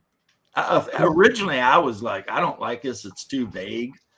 But when I reread it, I was like, actually, no. It's just as crunchy as Conan. It's just they go about it in kind of a different way, you know? It is easy to get killed, though. I'll tell you that. Like an HK came out to the main hall, so the sword master jumped in front of his noble lady, thinking he was going to use his sword to swat the thing out of the air, completely shanked the roll, caught it right in his chest.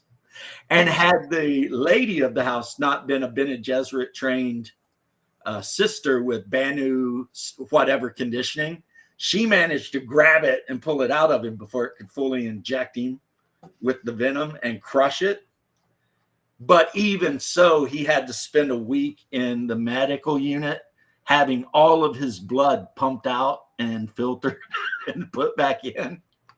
Jesus. Because otherwise he's going to die. That was just it. And they're like, there's no antidote. The antidote is to remove this from your blood. That's it. Because it was choma poisoning or something. Which is the kind of poison that was originally created by Thufir Hawat.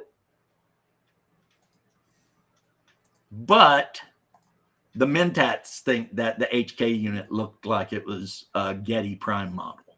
So, you know. So, yeah. And since they're a minor house affiliated with one of the great houses that are lesser known, Ordos, it's like they're not 100% sure who their friends are. You know what I mean? They're pretty sure Harkonnen is not their friend. They hope Atreides will be, but nothing is guaranteed in this world, you know? Yeah. So, yeah, man. I didn't even tell them what we were doing. We sat down and I just handed them blank character sheets. Said, here's what's happening. And the first 30 minutes were touch and go because, you know, anybody, like I said, anybody who ever ran GURPS knows what I'm talking about. But once I got a few action rolls done and explained a couple things, they immediately picked it up. And the next thing you know, we had an assassin who's willing to die for his house and a major domo whose whole job is to make sure the house functions correctly at all times. And the captain who has 100 men under him, that's the house guard, and a couple of smugglers that live out in the desert and really have no loyalty to anything but the almighty Solari, and then the nobles and the sword masters. There are 2 sword masters in the house. One of them spends most of his time training the nobles, and the other one spends his time training the soldiers. Oh, nice. So, yeah, it's a really wild game because you know how Vampire is designed to be political and a lot of interplay between the characters? Yeah. This is that, but cranked up to 10 and sci-fi. With space witches and weird dudes that, you got to be nice to or you can't go anywhere. Space witches. Yeah, that was a thing because when they went to the Atreides house dinner, somehow Lady Elizabeth Becca got seated next to a adept member of the Spacing Guild. And of course, he knew immediately she was Bene Gesserit. So he cold shouldered her ass throughout the whole dinner. Mm. And I even did the thing from the sci-fi movie when she tried to talk to him. He did the, "You don't talk to me." You know what I mean? And all that shit. And doing the hand gestures and shit. And she's just like, what is this guy's deal? And the person on the other side was a water seller. So she ended up charming him into cutting her deal on water. Okay. Since he's part of the water guild that mines the Arctic. Or the poles. I shouldn't say Arctic, the poles. And yeah, so there was some hobnobbing, the Bene Gesserit. They ended up being a couple Bene Gesserit at the table, and they were sending secret messengers, by doing the finger thing and back and forth and all that sort of stuff. And yeah, so Lady Elizabeth did kind of get a meeting with the Lady of House Manticoris at some point in the future, because the Lady of House Manticoris, also a Bene Gesserit sister, says she's got information for her. That is important. So, cool. Hey, you know what would be really crazy? If I What? didn't love my wife. If I told her that the Bene Gesserit sisterhood has sent her a message that is her goal to seduce and get impregnated by Glasso Rabanne. That would be crazy. It's like, do you obey? Because one of her character's traits is dual loyalty. Her house, but also the sisterhood. Yeah. So, Oh, and they met Count Fenring, and he scared the shit out of all of them, even though he didn't do anything but sit at the table and eat. With his metal nose. Yeah, it's just the aura of him is terrifying. And the rumors they all hear of him. Like one of the Mentats was talking about, he heard a rumor that Fenring may have killed the Emperor Shaddam's father, but he only told it to the other Mentat. He didn't tell anyone else. Mm. Which is true, though. Fenring did kill Shaddam the Fourth's dad. And they were best friends from the time they were children. And had he not been born without testicles, he would have been the Kwisatz Haderach. Also, when Paul looked at him, when the emperor offered Hasmir the dagger, Hasmir refused. But when Paul looked at Count Fenring, he said, "That man is my death." Because he couldn't see him. Like with his prescient powers, Mm-hmm. Fenring was a blank. Paul could not see him or anything. So, but for some reason, Bear, I decided to paint up a bunch of superheroes. I think the reason was I was on Etsy and some guy was selling them really cheap for like $2 each. And I was like, damn, that's cheaper than the STL. And a lot of times when you're 3D printing, if you're only going to print one figure, it doesn't make sense to pay $8 for that STL. You know what I mean? And it's not like I'm going to print, 25 flashes. I need one flash or one Luke Cage or one whatever, right? So in those cases, economically, it makes a lot more sense just to buy the pre-printed single miniature and call it a day. At least that is my opinion, my good sir. There's logic in it, that's for sure. Right. I mean, now if I wanted to print up a whole army, then I could see paying the $10 for like 5 STLs of, multi-part whatever and just going nuts and printing like 30 Sardaukar up and just putting them together in all kinds of different ways and shit. But no, for Deadpool, I mean, I only need one. And when he's completely dry, the red on him, I'll go back and do all of I'll do his white eyes and I'll do his equipment and then there'll be a Deadpool. Fair. Who's just a normal human that can't die. He's and a is mutant. really good with weapons. He's a mutant. Yeah, he can't die. Yeah. And he has a healing factor. And he's got the healing factor, yeah. Yeah. But otherwise, all of his military training is from when he was a Green Beret in the Army. He was Special Forces. And then after that, become a mercenary. So, I wish they'd had the STL of the Deadpool from that one stupid movie. You know the one I'm talking about where his mouth is stitched up?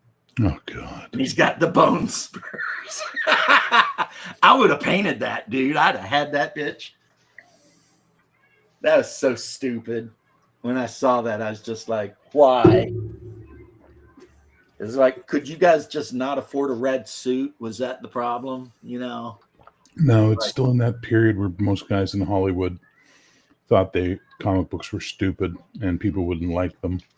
It's one of the benefits of the MCU's explosion was that they sort of taught, film producers that no, people like superheroes. They just don't like when you fucking change them in movies all the time and make them look stupid. Well, Ryan Reynolds showed them. Yeah. They didn't want to put Deadpool out, so he leaked that freaking trailer, and all of a sudden it was like, yeah, I guess we better put Deadpool out. Yep. Well, we better make it. That was the thing. Yeah, They we just better shot the make it. trailer. Yeah, they'd only made that little bit. But Mhm. I remember the first time I saw it, too, where he's sitting on the fucking overpass listening to Salt and Pepper, and I was just like, what is this? This looks fun. Yeah. And he's like drawing the pictures of him killing the other guys. Like, shoopy doop, doopy doo, and all that shit. Exactly. That was the best thing about Deadpool. It was a superhero movie, but it did not take itself serious. It was like, we're going to have a good time here.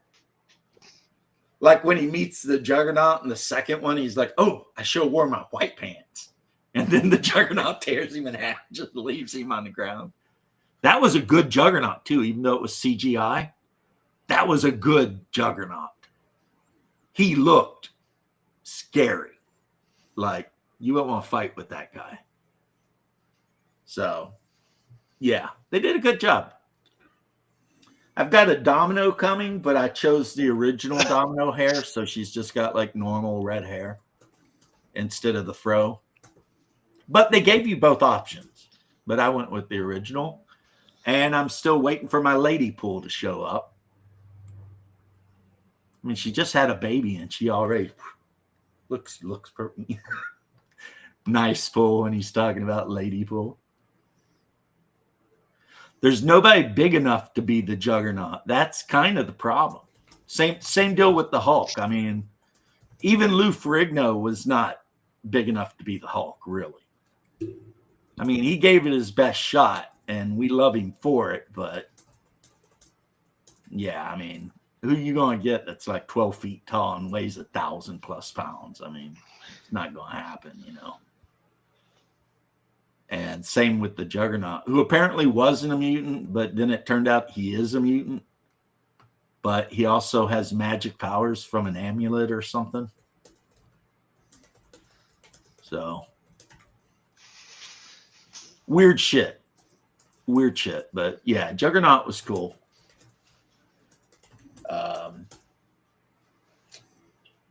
I don't know if I would ever want to choose to be Deadpool.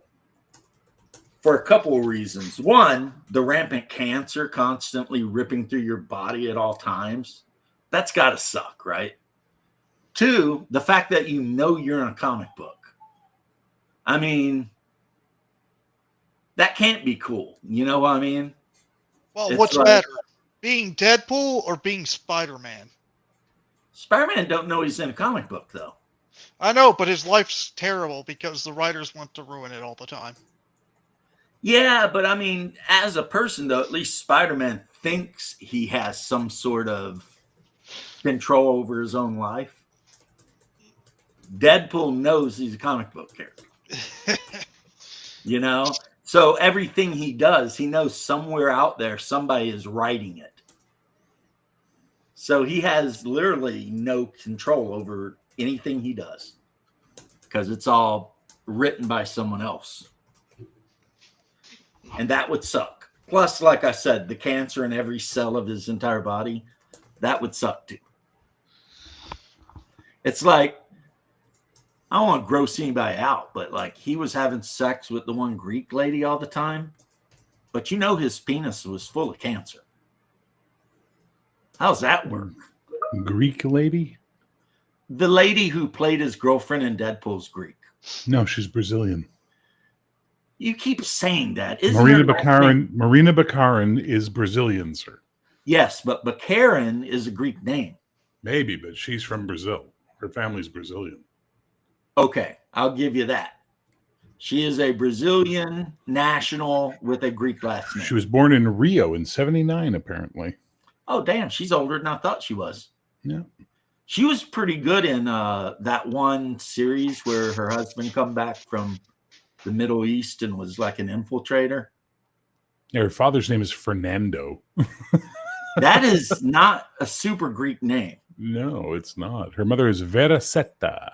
Yeah, they're I don't know. Maybe the family name's Greek, but they are Brazilian. Baccarin is Greek, but that doesn't mean anything. My last name is what it is, and I have like 4% Irish blood. So There you go. there you go. It doesn't matter. My whole life, I thought I was this Irish guy listening to House of Pain, jumping around. No. I needed to put on some black metal like Amon Amarth because it turns out I'm mostly Scandinavian. Maybe throw some Kino on, blood type on my sleeve for a little Slavic flavor. But definitely don't worry about the Irish shit because, yeah, me and Dropkick Murphy got nothing in common, but 4%. That's me and Dropkick Murphy. I am not shipping up to Boston. More than a feeling. Oh, sorry, wrong Boston. My apologies. Well, I mean, Dropkick Murphy, I believe, had the song "I'm Shipping Up to Boston." Whoa, they were an Irish punk band Yes, they were. from Boston, Yes, they were. and I thought they were okay. I mean, a rose-shaped tattoo, I think, is actually a really good song. If I I could could be any superhero, it would be Lobo or Sandman.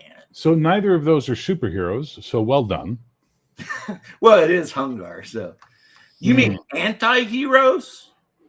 Well, Sandman's not even a hero. He's a force of the universe. Yeah. So I don't know if you could be. Wait, him, really? because Sandman would never deign to help any other superhero do anything or gain. Yeah. I didn't know. And Sandman's Lobo, his it just sister is depends death, on money. Lepidus. Oh, I didn't know that. Yeah, I only yes. know Sandman from the third Spider-Man movie, so I didn't No, know. that's okay. That's Marvel Sandman. He's talking about DC Sandman. DC which is Oh, Sandman. okay. I didn't even Also- know there was also a known- Sandman. also known as Morpheus. Yes. Oh, okay. And he's like God and the devil and hell and heaven and all that shit exist, and he exists outside of it because Okay. he represents a thing that's universal, sleep and dreaming. And his older sister is death, Okay, usually fair. depicted as a hot goth chick. Would that you shows really up want to be the and- Nightcrawler, going into a hellish realm every time you teleport? But he's only there Again, for a second, that so. is a late addition to the fucking lore written by shitty writers. Yeah, so we'll ignore that. Okay, fair enough. But I mean, Lobo, he did punch Superman really hard, but then Superman said, "Yeah, enough of that shit," and punched him into space. So Yeah. Lobo actually really liked Superman for some reason, and Dolphin. Lobo is one of those characters that is just like the audience didn't get the joke, which was they were making fun of Wolverine. They did Hence it really Lobo. well too. And then basically people just were like, this character's awesome. It's like, oh, you fucking idiots, you know. So you mean like Games Workshop Why can't people have when fun they with a made simple 40K character? as kind of a joke on the who was it, Thatcher regime? Yeah. and Fair. then Why it can't got people so have fun with popular a simple now it's character? like a religion. Because what happens, Lethodus, is the character becomes popular, and then the mandate from management comes down, sell more of this character. So they stop being a character that's making a comment about the state of comic books in the 90s, and they become the state of fucking comic books in the 90s. And Lobo sold a lot of comics Mm-hmm. and showed up in a couple of different animated shows. Yep. Like in one of the DC cartoons, he showed up for like a whole damn miniseries because he was hunting for somebody and Superman was helping him or something. But first they had to scrap. And then after Superman soundly whipped his ass, he was like, okay. You know? The last Zarnian, he killed every other member of his species just so he could be unique. Except for that lady whose leg he cuts off, his legs he cuts off, a paramilitary Christmas special. Yeah. Yeah. Then he goes to war with heaven and hell and Santa Claus, who almost kills his ass. Yep. Because the Santa Claus in the Lobo comics is not joking around, and his elves are packing AKs and shit. I mean, it's for real. So then heaven and hell decided that neither one of them would take Lobo under any circumstances. And Yeah, which is just fucking effectively ripping off Constantine, right? right. But that's why Lobo can like be reduced down to like a single drop of blood and he just always comes back. So in a way, he's got the regenerative factor too, but mostly he likes hookers and beer and dolphins. He's a huge fan of dolphins for some reason. And he's got like a pot of space dolphins he likes to hang out and watch because he's also got a weird machine embedded in his head that's constantly blaring death metal 24/7. And he used to have a power where every drop of blood that hit the ground from him would create a whole new Lobo. Yeah, and they got rid of that fucking power pretty quickly. They realized, wait a minute, you know. It's like Superman. A lot of his powers seem to disappear after a while. Superman never mind has that. Whatever power he needs at whatever time he needs. Yeah. Not anymore, thank God. But if you want to talk about a character who has a lot of powers, Martian Manhunter has so many fucking powers given to him over the years that the writers have literally forgotten most of them. It's hilarious. Like he's literally other than a cosmic being, he's the most powerful character in the DC universe, really. I mean, Superman once had powers to make miniature clones of himself for some reason. Yes, the little mini Supermen. Yes. Which they, I guess, gave to Lobo and then said, no, we're not doing that. No, really dumb ideas. But Bear is right. Lobo was created to make fun of comics and then got so popular that the guys upstairs said, hey, we can't help but notice that this Lobo comic is selling. So more of that, please. Get on that. Yeah. It's like in the Silver Age. Like, you know. Well, in the Silver Age, Julius Schwartz, the editor-in-chief for DC Comics in the Silver Age, noticed that comics that had gorillas on the cover sold better. So the mandate that came down was more gorillas on the covers. Like, you know what I mean? Like, what are you going to do? Well, you got Zod, right? Zod? Is it Zod the gorilla? No, Zod The is super the genius Kryptonian. gorilla that Oh, runs. the Ultra Humanite Gorilla Grodd. Okay. The Ultra Humanite, which is a human genius. His brain has been put into a gorilla, a white ape, or Gorilla Grodd, who is the rebel from Gorilla City. I think who's I'm always thinking trying to about take Gorilla Grodd. Yeah, you're thinking of And he Grodd. kind of hung out, I think, with the Enchantress or some shit. That was in the Justice League cartoon. Well, because that's all of my information comes from cartoons. Fair. Yeah. So I did like Ultra Humanite though, especially that Christmas Ultra episode. Ultra Humanite's a Flash. hell of an interesting character because in the Golden Age, Ultra Humanite is a man who then transfers his brain into the body of this famous actress, and then goes and works for the Nazis. And if you ever read the 4-issue series, The Golden Age, which was written as it was supposed to be canon, and at the last minute DC balked and said, no, make it Elseworlds. So they did. You have the story of him he switches his body. Well, I'm going to spoil the story if I tell you that. Anyway, I would highly recommend reading the 4-issue series called The Golden Age from DC in the 90s. It's bloody amazing. It's insanely good. I remember reading a comic book someone owned, maybe Hungar, because he liked comics, because he always was kind of a nerd like that, where like Superman's pod landed on Bruce Wayne's estate. Oh, interesting. And there was no Bruce Wayne, though. So he becomes Batman, yeah. He becomes Batman, but with all the Superman powers. Yeah, that's one of the Elseworlds, yeah. Yeah, and it's like, okay. Probably the two best Elseworlds are Golden Age, which I mentioned, and Superman Red Sun, where he lands in the Soviet Union in the Ukraine instead of Kansas. Yeah. And that's an amazing good read. Has the hammer and sickle and all that. Hopefully it was better than the cartoon one. Because I much better than the cartoon. Because there was one of them where he was Superman and he landed in like 1930 Germany. Mm-hmm. And then like all the other superheroes had to gang up to get rid of his ass. And he was wearing like a black uniform with the SS thing on it. Das Übermensch and all that. Yeah, that's and then Supergirl Kara shows up and she's like a part of it as well. And he's Uberman and all that fun stuff. Yeah. Yeah, all Elseworlds. Interesting little sidebar issues, I guess. Elseworlds was a fantastic response by DC in the 90s to Marvel's what if concept. Because Marvel would do a comic and go, what if Wolverine killed the Hulk? And DC went, hold my beer. We're just going to do completely different stories that have no connections to anything just to tell them. Because the one rule in Marvel's what if was you had to take a moment from the Marvel universe and change it as a writer, right? What if instead this happened? And DC was like, yeah, fuck that. We're just going to do whatever we want. You know what I mean? So their Elseworlds were really good. Yeah.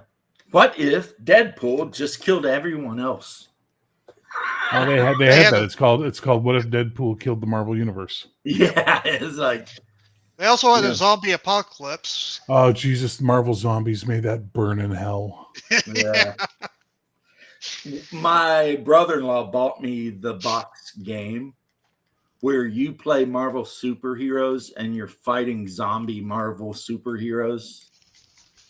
It's by like Cool Mini or not. I mean, the miniatures are awesome. A little big, but they're awesome. You know, like you can play Spider-Man and you'll be fighting against like zombie freaking Flash. And it's like, but I didn't really care for it. So I ended up buying for myself Battle for Arrakis, also by Cool Mini or not, where you lay out a gigantic map of Dune and you fight wars over the sieges and whatever, you know. So what was this? Who made this? Simon? Simon. Yep. Okay. Which, again, used to be just a website where you could post pictures of the miniatures you painted and people would rate them 1 to 10. And it was called Cool Mini or Not. Oh, okay. That's what Simon. And then at some point, they made enough money that they started making their own sculpts of minis and selling them. And then at some point, after they made enough minis, they started making games to put those minis in. Yeah. Okay, And that's Bear. why anytime you buy a CMON game like Battle for Middle Earth or some shit, it comes with like 300 freaking minis. Because, I mean, you got to have works for days, right? And a lot of them are what they call asymmetrical games, where like one player has to do one thing and the other player has to do a totally different thing. And that's kind of the win condition, you know? Like in the Doom game, the Fremen have to destroy spice production and protect the sieges, and the Harkonnen only have to destroy 10 sieges to win. So they have two totally different kind of win conditions, you know? But, and it can be played 4 players, so that's cool too. Mm. And there's an expansion that adds the Spacers Guild, so you can do space battles above Arrakis. And there's another expansion that adds smugglers, which any player can use resources to control the smugglers to do things. So, but yeah, CMON, I remember, damn, 20 plus years ago, it was just a webpage that you went to see, like everyone was posting their Games Workshop miniatures on there and people were rating them, you know, like, check this thing out, it's amazing, this one's, you know, whatever. And that's all it was. I mean, I don't even know who created it, but they were smart, because now they're putting out really good games. I mean, expensive, but if you're going to buy a game that's going to come with 128 millimeter scale miniatures that are all pretty good sculpts, you're going to pay. You're going to pay some money. I mean, but the quality is there, you know? Isn't CMON going bankrupt? Could be. I mean, that's my way of saying I don't know.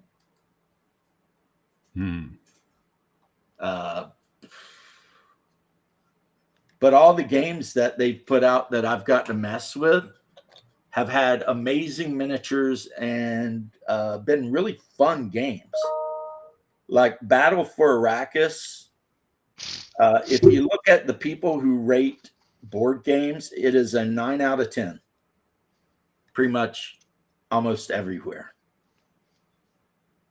And not just because the miniatures are awesome and the game is super fun and easy to learn, but because of the replayability and everything, you know? So it's a definite hit. A lot of people love it. Of course, it does have one thing going in its favor too. And that is that it's Dune. And there are just some people that if you slap the name Dune on something, like me, they're going to buy it. I also have the strategic game Dune Imperium, where it comes with like 6 families you can pick one of, and it's got the map, and you know, you spend your time trying to gather water and spice and money and interact with the Spacing Guild and the Bene Gesserit, and pretty much whoever climbs to the top of the political ladder by the end of the game wins. So yeah, it's like that, you know. Nice. And I have that game too. And there's another Dune game I have where everyone has to play whoever's playing the Empire money for no reason, but everyone also has a different win condition. So, you know, that's the old Dune, the original one. I think I'm going to have to go. I'll see you. I see you. Every time Yeah, he and says that that, one, I'm all like, the players- every time he says that, I'm like, what's going on at his house? The way he always says that. I think I gotta go. Like, what happened? Who hurt you? He got bored. Or his grandma called him down to eat. But You more think that's it? probably, knowing Leth, he just got bored and thought, you know what? I've been playing this game where you bake apple pies and shit. I think I'm going to go do that. And it's like, okay, I mean, you know, whatever. I never take it like personally. You know, Yeah. that's how Leth is. He'll be like, do you recognize that guy? No. He's from the new Dune movie. He is the one the Emperor sent Yeah. to Yeah. tell no, I House recognize him. Arrakis they had to move to. And in the movie, he was a black guy, so I painted him as a black guy. I mean, you know. He would also make a really cool Mentat figure if somebody just wanted to play a black Mentat figure, you know, Yeah. in the role-playing game. Which, like I said, my players, it turned out, loved. Absolutely loved it. You know what I mean? And I didn't even tell them we were going to play it. You just threw it at them. They sat down. I handed them blank character sheets. I explained what the deal was. We started. And like I said, the first 30 minutes was touch and go. But once everybody realized how shit worked, it was like filling character sheets out, putting numbers down, picking skills, you know, doing shit. Like, the players were so happy when Haas's character got the power system going, which is a fusion power system, so that they could finally turn the house shields on. Because, like, the whole time their wind catchers and their shields weren't on because their power plant had been sabotaged. Okay. But luckily, Hungar's character had some skill with that. So him and a couple of guys from his company were down there for a couple hours, and they got it going. And then the good thing is, as soon as it started going, they their wind traps started working, which meant they started generating water.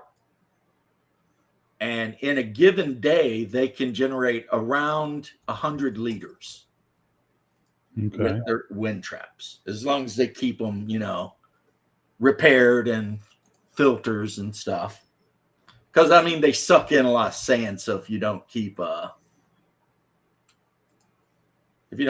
filters clean, then, you know, they just get wrecked.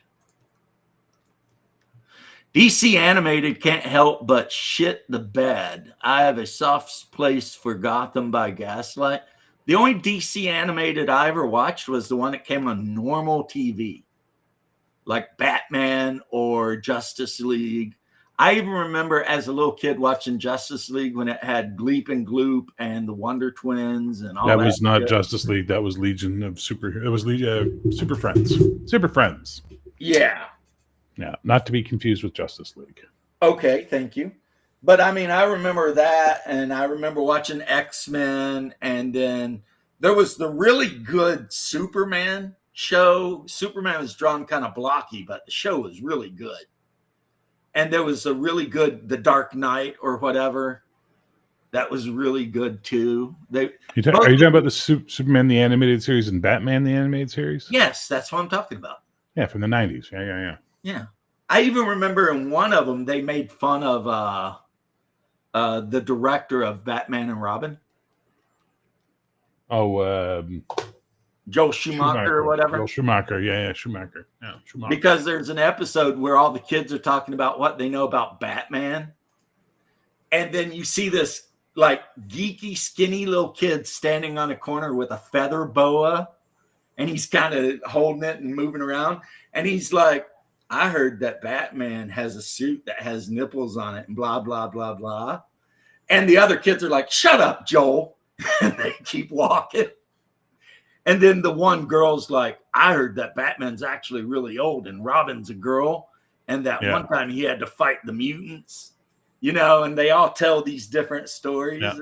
One of them tells no, Batman's like, and he did the old school, you know, bang, zap, zowie. Batman. Yeah.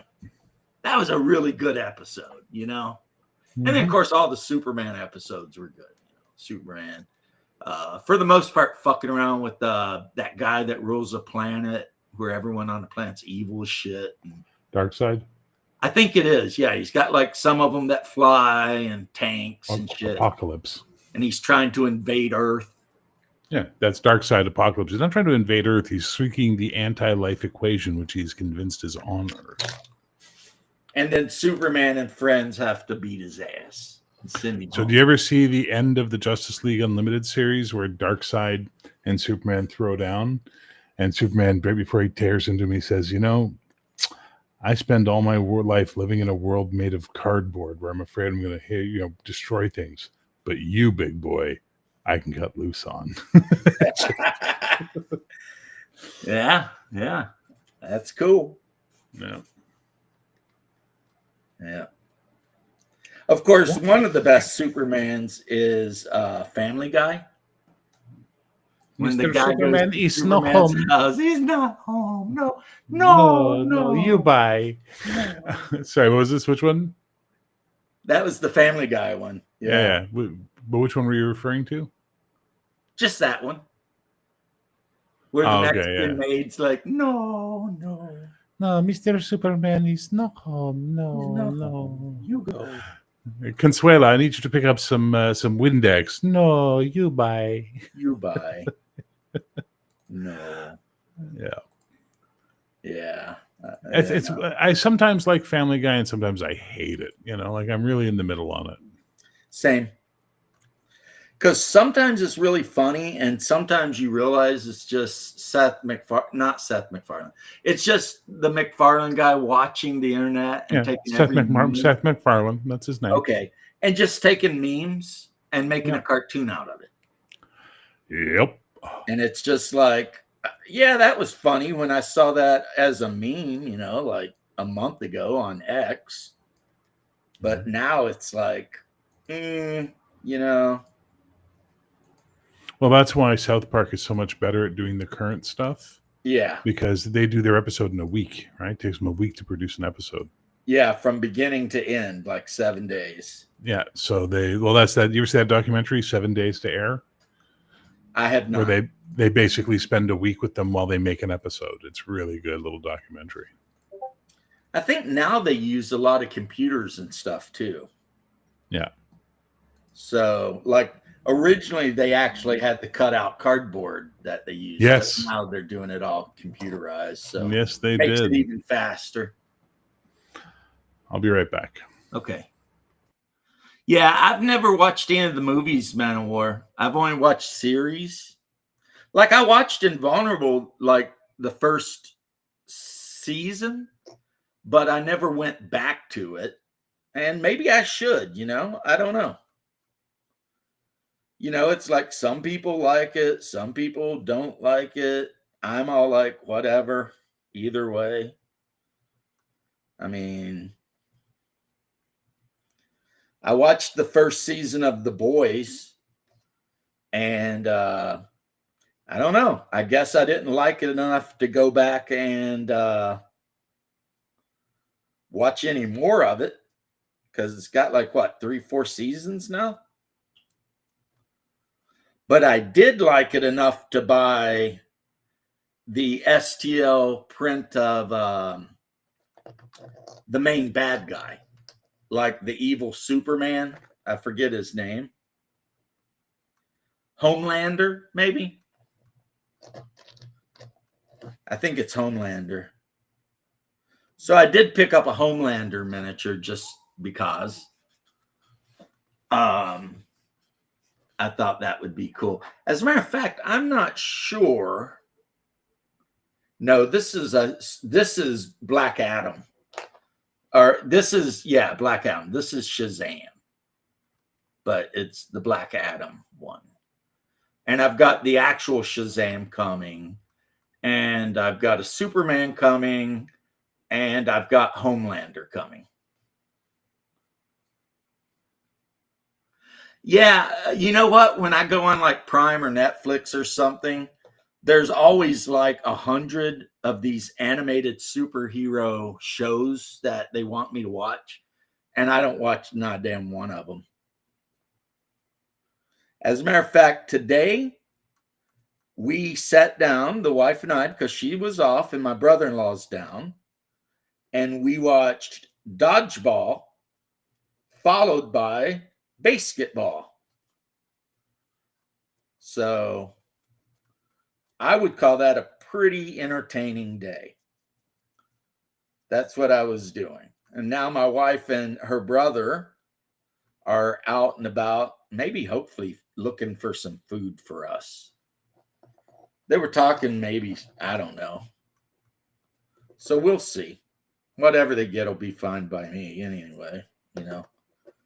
I don't really, you know, care one way or another, but I get what you're saying, Man of War, because you're right. On like streaming, they've got, you know, Batman versus like Athlete's Feet and Batman this and that, and then they have the that stupid bullshit with like Harley Quinn, where she's like in a lesbian relationship with Poison Ivy, and Mrs. Freeze is like a total butt whore just running around getting a tramp stamp on her and all this kind of shit. And it's like, wow. I mean, I don't know that you could ruin Mrs. Freeze's character since she didn't have one. But you want to talk about just completely effing up Dr. Freeze or whatever. You know, this guy works his whole life to try and cure his wife of whatever her illness is. And then as soon as he does, she basically dumps him and becomes a big dirty butt whore, you know, and starts getting covered in tattoos and shit. Well, And he it's dies. just- huh? In that story, he dies, which is why she freaks out. Yeah, but even still, I don't like it. Yeah, it's okay. I would have liked her to be a more like classy lady. But that's not the point of the show. The point of the show is not like, that's not the show. The show is about absurdity, right? The whole idea of it is to be over the top. My favorite character on that show is Bane. I fucking love Bane. He's so Well, funny they on were that over the show. top. And, you know, just this whole thing, I will explode you. Like, he's just funny to me, you know? But yeah, that show was, I liked that show for the first couple of seasons. And then, boy, did it get preachy in the last couple of seasons. You know, it's wild about Bane, too, when they made the movie and they threw him in it. Mm-hmm. And he was just a dumbass following Poison Ivy around. Yeah. And my buddy who reads all those comics, he's like, Bane's a super genius. Like, he was in a prison in South America where they were experimenting on him. And he managed to memorize the ingredients to make the venom. Yeah. And then killed everyone else who knew about it and escaped the prison. Yeah. And I guess he also at some point broke Batman's back. Yes, that's the miniseries Nightfall. So they didn't do Bane any favors by making him a big brr. No, but that's Joel Schumacher. Joel Schumacher did not understand Batman. Like, Bane is a super genius. But boy, I'll be happy when Batman stops being as popular as he is, let me tell you. You know, I don't know. I mean, I think Batman might be the most popular DC character. Oh, he is. But he's such a fucking man. Like, he's a Gary Stu. Like, he's overwritten. You know, it's just exhausting the way people fucking fanboy on him, too. It's like, he's not that. I used to argue about this. I used to do a whole thing with my classes where I'd teach them, I'd ask them who was their favorite Batman or Superman, and they usually 9 times out of 10 said Batman. And when I asked why, it was because he was a self-made man. And when I asked why not Superman, they'd be like, because he was just born with his powers. And then I would break down to them why that's inaccurate and how basically Superman represents your father and Batman is your cool uncle with a nice car. You know what I mean? And it was It's not like and he's a that's- self-made man either. He inherited all that. money. Exactly. Like, I do. And the one thing I've always said was, like, if his whole basis of a character is that he wants to prevent crime, he wants to stop crime. Okay, well, here's a thought. We can use my billions of dollars to open up factories in poor neighborhoods to provide jobs, give free education to the kids and free healthcare, thereby eliminating 3 of the root causes of criminality. Or I can dress up like a 6-foot bat and punch people in the face. Gee, which way are we going to go here, guys? You know? Right. Like, it's absolutely tiresome. I find Batman to be an exhausting. You are right. He could use that money and it would be at a great tax exempt too. To do all kinds of good shit in Gotham. Yep. Make it a paradise if you want. And then, like, Yeah, and he's writing it off because he's donating all that money. And the next thing you know, they're building like computer chips and shit down by the docks in Gotham. And people are making money and moving out of the inner city into the suburbs. And so the inner but then city, you wouldn't have any stories to tell. So sadly, you can't do that, right? But it's just the inner city's getting completely freaking gentrified into a bunch of shops and shit for people with money. And since he's providing jobs and causing a boom economy, everybody's got money. Right. Yeah, that exactly. Because, you know, people are going to college and some of them get like breaks on their college stuff. And then they're getting jobs at the chip plant or whatever. Ben Cooper, Batman. Also, that's why Batman's villains are so insane, because they have to be more crazy than him. So that way you don't stop and go, why is this motherfucker dressed like a bat? Like, you don't have to do that because you're too busy fighting a guy with two faces, or a clown, or a frozen guy, or a guy who thinks riddles are awesome, or a dude who's a penguin man, you know, like, so you don't even bother to think about the bat guy because what the fuck's all this crazy shit? Right. Yeah, that's a good point. I mean, that is definitely a good point. It's like, what exactly is going on? Because, you know, Batman's crazy as shit. You think? Well, I know for a fact. Because there's a Batman with Terry McGinnis in it. Yeah, Where Batman some Beyond. super criminal is trying to F around with Bruce Wayne. Except Bruce Wayne knows that somebody's trying to mind control him because the person keeps calling him Bruce. Mm-hmm. And in the end, after they beat the shit out of the guy, you know, Terry's like, how did you know? And Bruce Wayne's like, because I never call myself Bruce in my head. Yeah. And then Terry's like, oh, you know. Yeah. Basically, the idea is that Bruce Wayne is the secret identity, and Batman is who he really is. Yeah, exactly. Yeah. And apparently Terry McGinnis was his clone son or something. Well, sort of, yeah. That was something they added later in the story. It was actually good. It's an episode of Justice League called Epilogue. It's really good. But yeah, Terry McGinnis, yeah. It's not that his DNA was altered, or his father's DNA was altered to, it's a fucking Amanda Waller, you know, storyline. Good episode though. Well, we know Amanda Waller. That bitch is capable of anything and everything. Oh, and then some. Yeah, I mean, you know. She is And some. I would say that she is a lawful evil bitch. Yeah. Because she believes No, in actually, the law, but there is no freaking limit to the evil shit she'll do to make sure that things keep, you know, going. I don't know. I'd say she's actually lawful neutral because she doesn't care about good or evil. She cares about the result. Yeah, maybe. Where lawful evil uses the law to prosper themselves, you know, and get away with their shit. Yeah, she ain't prospering shit. She's just Nope. making sure that supervillains either go to prison or get sacrificed trying to kill other supervillains. I mean, you know, one way or another. Suicide Squad. Did you see the Creature Commandos show? I did not, sir. You should check it out. You'd probably like it a lot. The only new hero that I've seen that was in Suicide Squad that I liked was the one John Cena played. Oh, Peacemaker. Because, I mean, just the concept of him is so funny. He shows up in the Superman movie. It's really funny. That's what you said, yeah. It's like he is going to make peace. There will I will not stop fighting for peace, even if I have to kill every man, woman, and child to achieve it. What?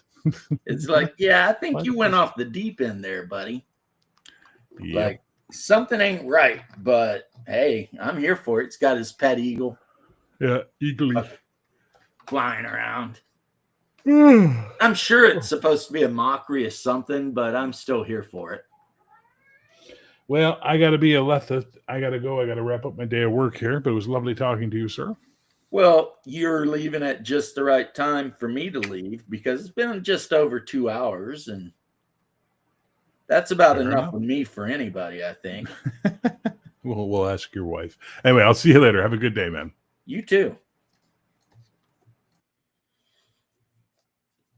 And those of you who made it this far, my ending thoughts is this.